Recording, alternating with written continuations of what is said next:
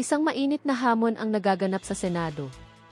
Diretsahang binalatan ni Senator Marcoleta si Senator Lacson sa isang hearing matapos itong akusahan na puro palusot at hindi nagpapakita sa mga hearing. May hamon kay Matibag. Ito ang naging sigaw ni Marcoleta na tila nagpapahiwatig na may mas malalim pang issue sa likod ng hindi pagkakasundo ng dalawang senador. Ano nga ba ang katotohanan sa likod ng akusasyon ni Marcoleta? Abangan ang aming mas malalim na pagsusuri at mga reaksyon mula sa mga netizens.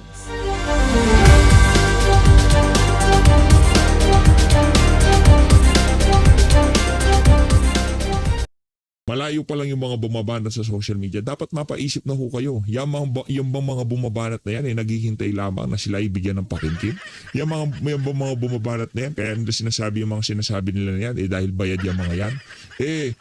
Ito kaya mga vlogger na to, talagang pagka meron silang nakitang magandang development, talagang suportado nila yan. Pero pagka meron silang nakitang medyo dispalingado, talagang binabanatan nila. Diba kasi yun, yung mga telinista sa Imada, wala akong yan. Ika nga, walang maling ginawa si Marcos sa mga yan, di ba? Lahat na lang ng banat nila talagang puro papuri sa administrasyon nitong si Marcos Jr. Doon ho kayo mag-isip-isip, doon ho kayo magduda, doon ho kayo, ika nga, magtanong na yung mga individual ba na yan, talagang meron bang prinsipyo at paninindigan o talagang bayad na yung mga yan sa mga nakatanggap ng maleta at envelope dito kay saldi ko, di ba? O yan ba mga yan nabigyan na ng pera ng mga mastermind dito sa mga maanumalyang flood control project. Pero na naman ho yun. Saan man ako yan nga, ang tanong dito kay sige, yung mga pera-pera rin nasa labis. Saan galing yan? Kala ko bang nakapreach yung mga pinpreach yung mga asset nitong si Marty Romualdez? Bakit meron ganyang kalaking pera? Na ika nga Mark Money kung tawagin, di ba? Saan galing yan? Yan at napakalaking katanungan ho dyan, mga kababayan. Yan ang mga packaging na naman ng kung ano-ano mga balita na si Franco Mabanta daw ay isang DDS. Nako, hindi ho totoo yan. Totoo yan. Kung siya man ay bumabanat sa gobyerno, it doesn't mean na siya ay Duterte supporter. As a matter of fact, eto po si Franco Mabanta ay dati pong kaibigan ni Marcos. Nako. Sa katunayan, hinire pa ni Marcos yan noon. Kaya wag niyong sasabihin na Duterte supporter si Franco Mabanta. Hindi po Duterte supporter si Franco Mabanta. Pero, ito ang isang tanong ko lang sa NBI. Tama man ang ginawa niyo ngayon na in-entrap niyo si Franco Mabanta para mahiwalay yung mga bulok at doon sa totoong nakikipaglaban sa bayan. Ang tanong ko lang sa NBI, yung bang mga bayaran na troll ng administrasyon na ito, mga vlogger na bayaran na administrasyon na ito, sinubukan nyo na bang in-entrap? Nako. Kasi napakarami dyan na mga bayarang vlogger ng administrasyon na ito. Hindi ko alam kung sino nagbabayad sa kanila. Para si Balita ho natin, natatanggap daw ho ng mga yan, mababa yung 500,000 pesos kada buwan. Diyan sa mga bayarang vlogger na yan ng administrasyon. Diba? Hindi na ho natin papangalanan, pero kilala nyo naman, alam nyo naman kung sino-sino yung mga individual na yan na talagang kahit kitang-kita na yung mga palpak na trabaho ng administrasyon ni Marcos Jr. Patuloy pa rin ho sila sa pagsuporta at pagtatanggol dito sa administrasyon na to. Kilala nyo ho yung mga vlogger na yan. Balita ho natin yung mga vlogger daw ho na yan, mababa yung 500,000 piso kada buwan. Para lamang purihin kahit na puro kapalpakan ang ginagawa nitong si Marcos Jr. Ipagtanggol yung mga desisyon na kung saan talagang nagpapasadsad sa kalagayan ng sambayan ng Pilipino. Matakin nyo, binentang ginto, walang imik yung mga yan. Kinuha ang pera sa PhilHealth, pinagtanggol ng mga yan. Di ba? Yung suportado nila, yung naratibo ni Anticler, na yung pera ng PhilHealth, pinanggawa ng kalsada, pero para meron daanan yung ambulansya. Di ba? Suportado nila yung mga ganyang klaseng naratibo ng administrasyon. Mag-isip-isip po kayo, pagka yung mga vlogger na yan, ganyan na lumalabas sa bunganga ng mga yan, malaki yung problema natin dyan. siraan si BP Sara Duterte, in-entrap nyo na po ba? Sana pati yun, para hindi kayo matawag na bias. Maraming salamat sa inyo, NBI. Pero, Direktor, ito isang hamon sa iyo. Nako. Sana, pati yung mga bayaran para siraan si VP Sara Duterte, i-entrap nyo rin. Yun eh. Dapat lang talaga. Tayo siyang ayon dyan sa hamon na yan. Itong si Banat Bay. Dito kay NBI Director Melvin Matibag. Rekta ho tayo kay Senator Rodante Marcoleta. Ay hindi, bago natin puntahan to, pakinggan ho muna natin ang interview nitong si Harry Roque dito kay Henry Uri dyan sa DZRH. Secretary Harry, magandang hapon sa inyo. Ay, magandang hapon, Henry, at magandang hapon, Pilipinas. Teka muna, pag-usapan nga natin ng kabahagyang si Franco. Sino ba si Franco? Kilala mo ba si Franco Mabanta? Well, kilala ko yan talaga bilang isang vlogger, no? At ang alam ko, sa mulat-mula, siya ay malapit sa mga Marcoses. Bakit ko nasabi yan? Kasi Malapit nung sa ako ay mga spokesperson, Marcoses. ang pakilala niya sa akin ay, among others, tumutulong din talaga siya sa social media ni Bongbong Marcos. Okay. Diyan ko siya nakilala dahil sa kanyang ties with Bongbong Marcos. At ako naman, bilang spokesperson, lahat naman ng vlogger, lahat ng mainstream media, may access sa akin, no? So, nakakainis nga na ang ginamit pang picture Wala ho tayong access dyan. No? Hindi lahat ng vlogger, hindi naman totoo yung lahat ng vlogger may access kay Spoksari noong mga panahon na yon. Wala ganun. ni Auntie Claire, extra lang ako dun sa picture ni Franco at ni PRRD, no? Meron naman kami mga picture na talaga kami magkasama at mas gwapo ko dun sa mga larawan na yun, hindi pa yun ang ginamit. Pero teka muna, kasi ako, kinukwento ko kanina, I covered the palace, I covered you during the previous administration. Hindi ko naman nakita itong si Franco kahit sa iyong mga press cons. Wala akong na-cover sa kanya. Hindi ko rin nakita na may okasyong tayong naroon din si Franco. Kayo ba ni Franco meron bang pagtatrabaho kayo na nagtrabaho kayo for the previous president? Lilinawin ko po yan, walang naging opisyal na function itong si Franco Mabanta sa administrasyon ni Presidente Rodrigo Romualdez Duterte. Ang pagkakakilala namin sa kanya ay bilang isang vlogger at ang palasyo naman ay bukas sa lahat ng mga vloggers, sa lahat ng mga mamamayan, kaya nagkaroon siya ng mga picture sa akin at kay Presidente Duterte. Ngayon pa man, hindi ko maintindihan bakit dinideny ni Auntie Claire ang koneksyon. Inanunsyo naman talaga ni Marcos Jr. talaga na minsan ay si Franco Mabanta in charge ng kanyang social media, no? Siya ay naging social media director. Meron pa akong larawan ngayon na pinost sa aking Facebook na galing mismo sa Facebook din ni Franco Mabanta, nagpa-party pa ang mag-asawang Marcos sa kanilang tahanan sa Forbes Park para yung isang birthday ni Franco Mabanta. Okay. So yan bang gagawin ng hindi kaibigan na magpapaparty pa sa birthday doon mismo sa pamamahay nila? At doon sa larawan na pinost ko sa Facebook ko ngayon, pati nga yung aso ng mga Marcoses kaibigan ni Franco Mabanta. Pero alam mo, ang nakakatawa, hindi ko maintindihan sa Auntie Claire dahil ang issue naman talaga rito, yung pag-aaresto ba kay Franco Mabanta ay panunupil or contra-extortion. Sa tingin ko, wala namang kinalaman kung anong relasyon niya sa mga Marcos, kung anong relasyon niya sa mga Duterte. Ang issue lang is, meron bang katotohanan yung sinasabing extortion? Dahil kung wala, talaga na bang kilala din natin ng PGMNA na isang social media outfit na malaki rin ang reach, no? So, posibleng meron din panunupil.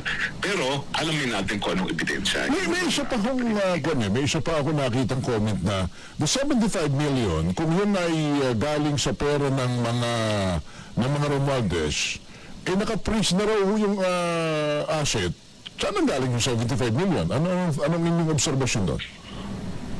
Kasi yan ang magnanakaw na yan, lahat nakamalita Hindi naman ako nasusurpresa na may pera pa rin sila, no? Dahil bumili pa nga yan ng bahay sa Forbes Park para gawin lamang imbakan ng pera. So mga tsani na yung mga yan, alam nila na ang kanilang nakaw hindi dapat i-deposito sa bangko dahil malalaman na ang black, no? So sa akin, hindi big issue yan. Dahil alam nga natin, gaya na sinabi mo, Bibi Sara, ang mga magnanakaw, hindi nagde-deposito sa bangko, nagtatago sa mga maleta. Naku. So ngayon, pinabubulaan na ninyo na kilala ninyo, may kaugnayan kayo, nakatrabaho ninyo at naging bahagi ng administrasyong Duterte si Franco Mabanta. Wala po ganyang naging relasyon sa panig ng administrasyon ni Duterte at ni Franco Mabanta. Bagamat ang kabaliktaran ay totoo, no, na inaamin ng mga Marcoses na naging social media director nila yan at talaga naman naging napakalapit sa first couple yan. Teka, huling tanong lang, kumusta na kayo? May mga supporter ninyo rito naman. Siyempre, nangungumusta rin at nagtatanong tungkol sa inyo. Ano ba nangyayari na sa inyo riyan? Nasa Netherlands pa ba kayo? Okay naman po, ako po yung nasa Vienna, Austria at patuloy po na dinidinig ang aking petisyon para sa asylum at samantala naman tayo po ay nag-expose sa mga fake news lalong-lalo na kung ang presidente nagpapakalat ng fake news. Ano pala ang inyong masasabi kay Saldico? Anong balita na ba? Nasa France na ba ito? Ito ba uuwi, mapapauwi? Sapagkat sabi ho ng ombudsman, sila ni dating House Speaker ang mastermind sa flood control scandal. Well, una-una po, no, wala po ibang po pwedeng masabi dito sa kaso ni Zaldico kung hindi yung sinabi ko na. Fake news, yung siya ay naaresto sa Czech Republic at fake news, yung sinasabi nilang nadetain na siya sa Czech Republic na napatunayan naman, no, dahil sa mga naging report na rin ng DOJ na nagpunta pa sa Austria para mag-jacket. At sinabi ko naman hindi siya na-arresto doon at wala na siya doon sa Czech Republic, no. Ganun pa man, yung sinasabi na mastermind ang Martin Romualdez at ang Zaldico, wala pong kaduda-duda, kasama sila sa most guilty, pero sa tingin ko po, ang tunay na mastermind ay ang presidente ng Pilipinas. Opo. Pero kung itong si Saldico ay makonvict ng Sandigang Bayan, tingnan mo na malayo siya as an expert in international law, pwede ba siyang makonvict kahit naririyan siya sa, halimbawa sa France, at kung makukonvict ba ito, mapapauwi at dito makukulong? Hindi po siya po pwedeng malitis dahil kinakailangan magkaroon ng jurisdiction ng hukuman sa kanyang pagkatao. No? Hindi po usad ang kaso kung hindi maaresto at mapapabalik sa Pilipinas ang Zaldico. At sa tingin ko, kung siya ay gaya ko, humingi ng asylum, hindi po siya mapapauwi hanggang hindi matapos yung proseso ng pag-apply ng asylum. So in other words, malabo pa na makulong dito at maparusahan. Well, sa tingin ko po, no, dahil wala naman akong pagkakaalam talaga kung siya sumunod dun sa aking advice na mag-asylum, kung siya nag-asylum, kinakailangan mo na matapos yung proseso ng asylum bago siya mapauwi. Alright. Sek, salamat po for picking up our call. Thank you. Yo. Salamat po. Pagandang araw po. Si Atty. Harry Roque ang Maliwanag pa ho sa sikat ng araw. Hindi konektado sa mga Duterte. Franco Mabanta na yan. Dami na pag-usapan kay Franco Mabanta lang na-focus siya. Yun yung yun yung kailangan nating pag-usapan ngayon. Yung pagpilit na naratibo na DDS yang si Franco, hindi DDS yan. Ano ho yan, social media director nitong si Marcos Jr., no? Yun. Ba't walang... Kahapon po ay narinig na rin natin sa wakas Yung... ang pinakahihintay nating ulat ukol sa mga ginawang pagtinig ng Blue Ribbon Committee patungkol sa flood control anomalies. Ngunit, Ginoong Pangulo, ang isa pong mabigat na tanong ngayon ay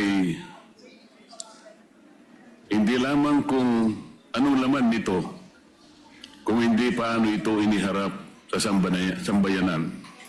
9 months from the initial hearing, 5 months from the time we released the so-called minority report, and 2 months from the time I delivered my privileged speech regarding the delays in this flood control investigation. Better late than never, ika nga. Yan. Subalit, nakakapagtaka naman ata na matapos ang lahat ng panahong iyon, ano po ba ang inihain sa Senado? Hindi isang formal na committee report, Ginoong Pangulo. Hindi isang rekomendasyong may bigat at otoridad ng komite.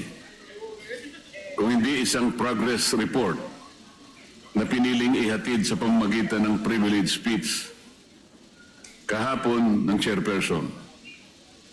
Kung ganito lang din pala ang kahihinatnan, bakit kailangan pa niyang paabutin ng ilang buwan ang paglalahad kung ang tunay na nais ay may paalam sa taong bayan ang kinahinatnan ng mga pagdinig?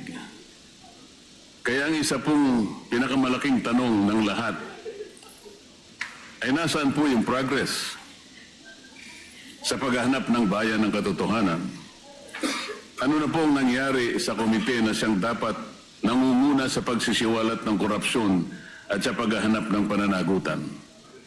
Baka naman ang tunay na problema ay hindi ang kakulangan ng pirma, kundi ang kakulangan sa political will na dalhin ang investigasyon sa natural na tinutumbok nitong direksyon hanggang sa pinakadulo ng pananagutan. If there's a will, there's a way.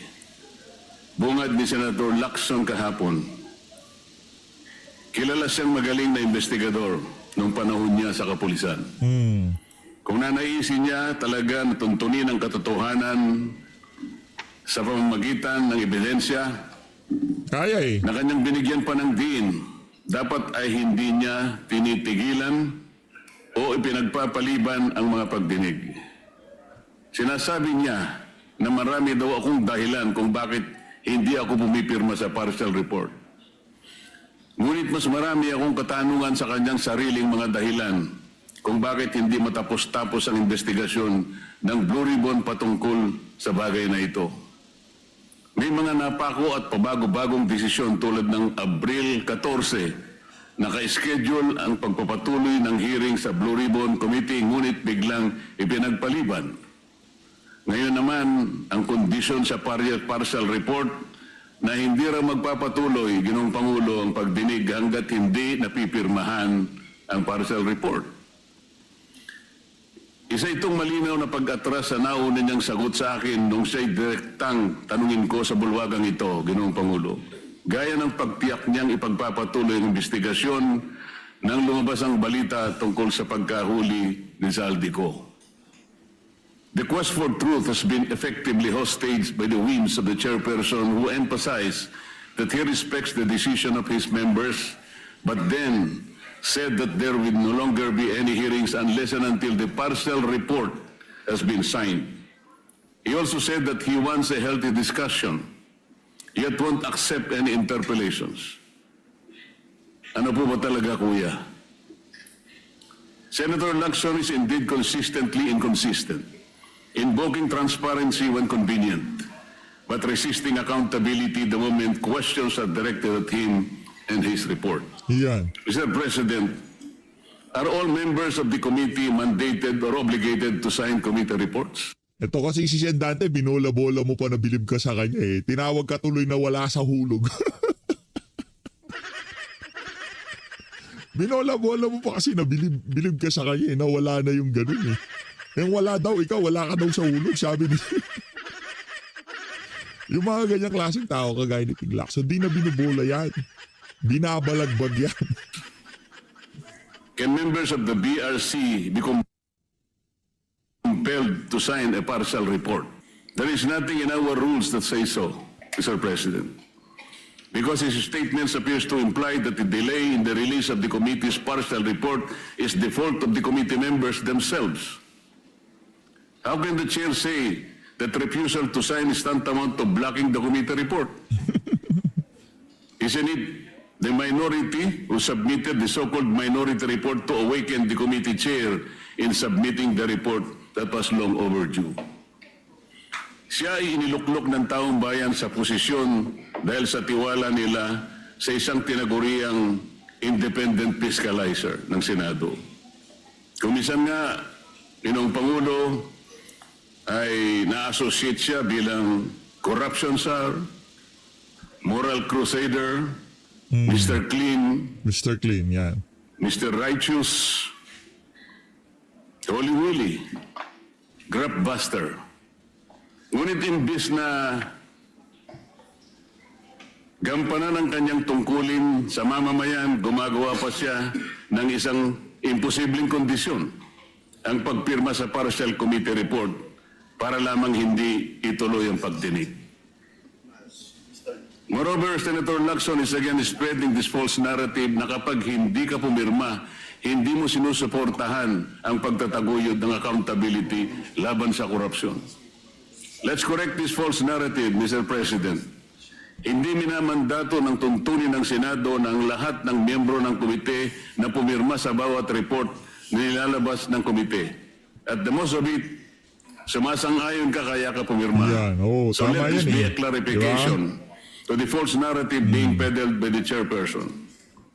I haven't signed the report not because I don't advocate for accountability, but because the report itself is incomplete and thus could be biased, Mr. President. To press the committee members into signing a document they are not fully convinced risks compromising both the integrity of the process and the credibility of the committee. Anong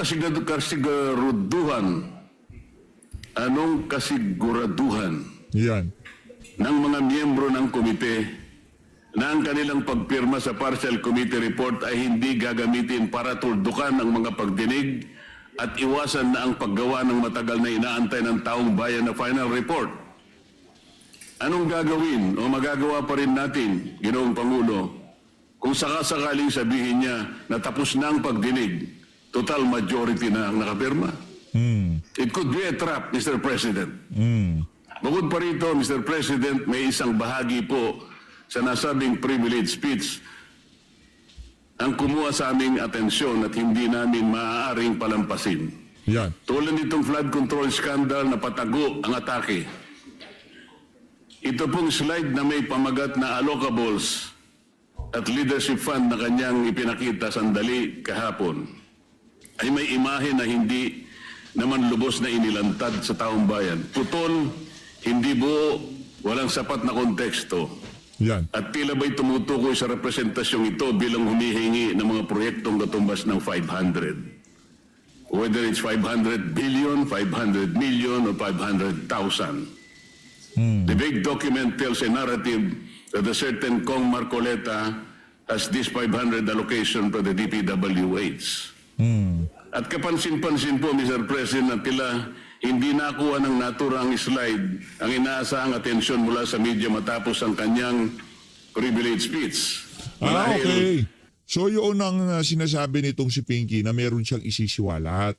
Yung 500 na yan na sinasabi ni Sendante. Okay. Dahil maging ang mga mamahayag ay nakita ang kahinaan nito. Kaya't nakapagtataka na nitong umaga, kaninang umaga lang, Ginoong Pangulo, ay agad siyang nagkaroon ng dalawang panayam sa media upang muling bigyang din at itulak ang parehong naratibo laban sa akin. Para bang hindi naging sapat ang privilege speech sa session hall at kailangan pang palawigin ito sa media upang masigurong kakalat ang malisyosong pagpapahiwatig kahit kulang sa linaw at sustansya. Meron pa siyang ikinuwento na noong ako ay kongresista pa at parte ng Commission on Appointments bilang chairperson ng Committee on Public Works and Highways, ako rin nang hingi ng halagang 1.5 billion na mga proyekto kapalit ng pag-confirm sa appointment ni Secretary Bonoan. Ngunit 500 million lamang daw umano ang naibigay. At sinabi pa raw sa kanya ng ibang kongresista na nabukulan sila at walang nakarating sa kanila ng mga proyekto. Nang siya'y tanungin kung may dokumento ba na susuporta rito, hindi niya sinagot ng direkta at bagos ay sinabi na lamang na kailangang suriin kung mayroong mga substandard at ghost projects sa mga pinagbigyan mula sa aking mga inendorso. Kung ang pag-endorso ng mga proyekto sa DPWH ay basihan ni Senator Lacson ng pagpapaimbestiga sa akin, hindi ba't halos dapat ng mga senador ay imbestigahan na rin? Ayon mismo kay Senator Lacson noong nakaraang taon, Setyembre yata yun, Ginoong Pangulo, halos lahat daw ng mga senador noong 19 Congress ay nag-insert ng allocation projects ng 2025 national budget na nagkakahalaga ng kumulang 100 bilyong piso bawat individual. Ngunit ang ating tagapangulo, kayo po, Ginoong Pangulo, pamismo ang dumepensa sa mga senador at sinabing, I would like to make it clear that whatever budgetary amendments the senators propose, the money for these projects do not in any way go through the Senate or the senator, as some of our kababayans think. It goes directly to the implementing agencies under the executive department.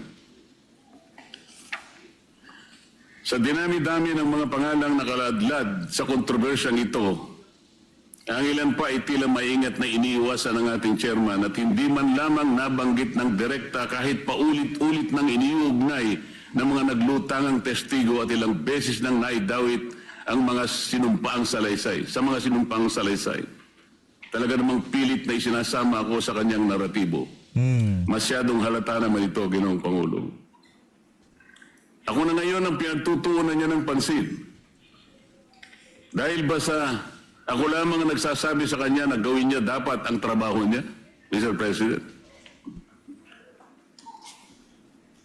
Kung talagang hangarin ng chairman ay katotohanan na transparency, bakit tila naging targeted ang kanyang patama sa pumupuna sa kanya? Bakit hindi siya manindigan o bakit hindi niya matindigan na mismong ombudsman na nga ang nagsabi ng kanilang kakasuhan, si Speaker Martin Romualdez? Para ba sa kanya ay walang talagang kinalaman o sadyang pikit ang kanyang mga mata sa isinisigaw ng lohika? Sadya ata talagang nagbago na ang ating kasamahan. Nasaan na ang tapang ng dating Chief PNP na habulin ang mga nagkasala sa bayan? Kung itong issue nga na patungkol sa paglimas ng ating national budget ay kanyang iniiwasan at ipinagpapaliban ng matagal, ngayon gusto niyang puntahan ang umunoy breakdown ng mga proyekto para malaman kung may mga ghost projects sa mga ito. Paraan lamang niya ito upang maipilit ang kanyang naratibo laban sa akin, Ginoong Pangulo. Hindi na po ito paghahanap ng katotohanan. Ito ay pagpapalutang ng duda sa pamamagitan ng isang palabas. Yan. Hindi na rin po bago sa akin itong ganitong pailalim na pag-atake, Ginoong Pangulo. Nakita na natin ito nang siya ay sadyang nagpakalat ng isang splice o pinagtagpi-tagping video ng aking mga pahayag upang baluktutin ang tunay kong sinabi at linlangin ang publiko tungkol sa aking posisyon. Fake news pala to si Noon pa man Pino. malinaw nang may pagtatangkang sirain hindi lamang ang aking pangalan kung hindi pati ang aking kredibilidad bilang lingkod bayan.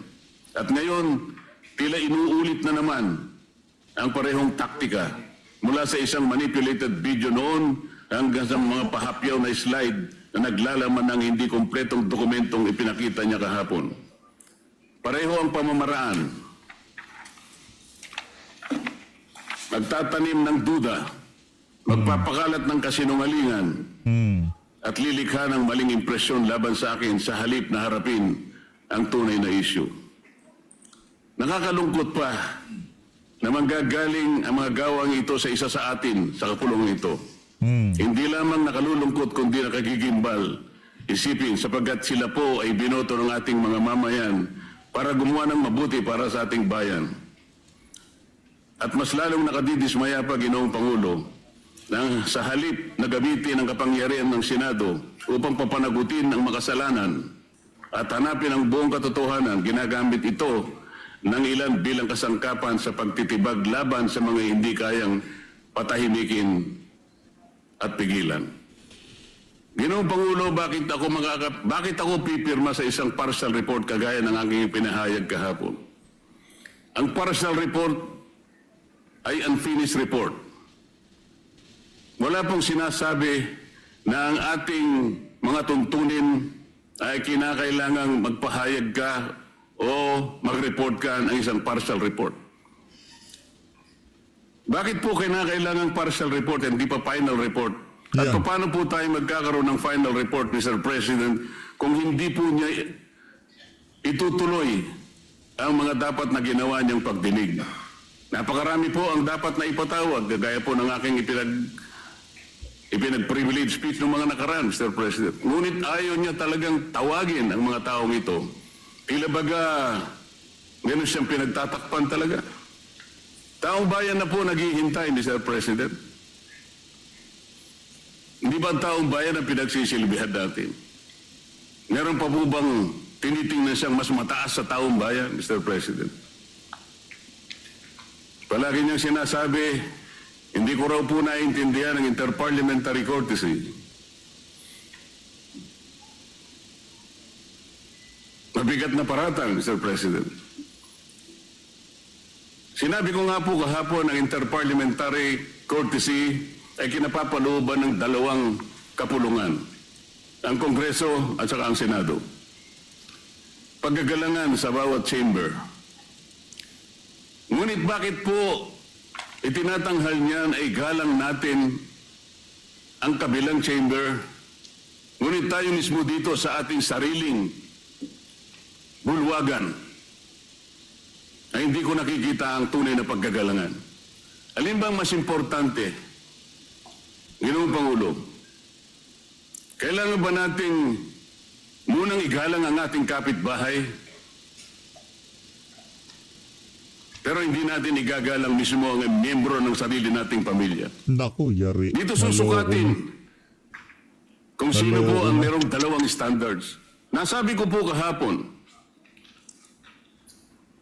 bakit hindi ko babaliwalayin ang konsepto ng interparliamentary courtesy kung yung pong mga taong binabanggit sa napakaraming mga testimonya ng tinawag nating mga witnesses at mga resource persons ay tumutukoy sa mga taong ito.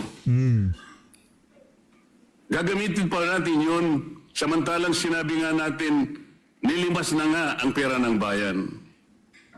Gagamitin mong pagtatakip dahil sa paggalang sa interparliamentary courtesy. Hindi ba sa unang-una pa lang sila nang hindi gumalang sa mga taong bayan na pinaglilingkuran natin? At sa kanya pong interview kaninang umaga, nabanggit niya, ako po'y wala na raw sa hulog. Yan. Hindi ko raw po maintindihan na tumayo siya dito at sinabi niya na ayaw muna niyang sumagot. He cannot yield to the floor until and unless the partial report has been signed by the majority. Madali pong intindihin yun. Ginoong Pangulo, ayaw niya talagang ituloy ang pagdinig sapagat gagawin niyang kondisyon na kinakailangan muna na mapirmahan ang partial report. Saan ka naman nakakita ng ganong klaseng pangangatwiran? Ang sabi ko po, ngayon ko lang nakita ang very highly unusual na patakaran para sa kanya. Sabi ko nga po, kung sinabi niya mismo, ayaw ko magpa-interpolate kahit kanino, lalong-lalo na kay Senator Marcoleta. Diretsahan, Mr. President, tatanggapin ko yun. Ayaw niya bakit ko siya pipilitin? Ngunit kung gagawin niyang dahilan, kaya ayaw niya magpa-interpolate sapagkat gagawin niyang kondisyon na kailangan mapirmahan muna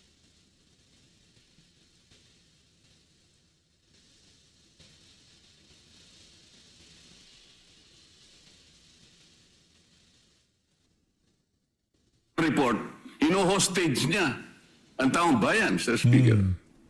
Yun po ang hindi ko kayang tanggapin. Ano ito, takutan? Kaya niya ginawa yun? Kaipala, Mr. President, kaya pala siya nag-privilege speech.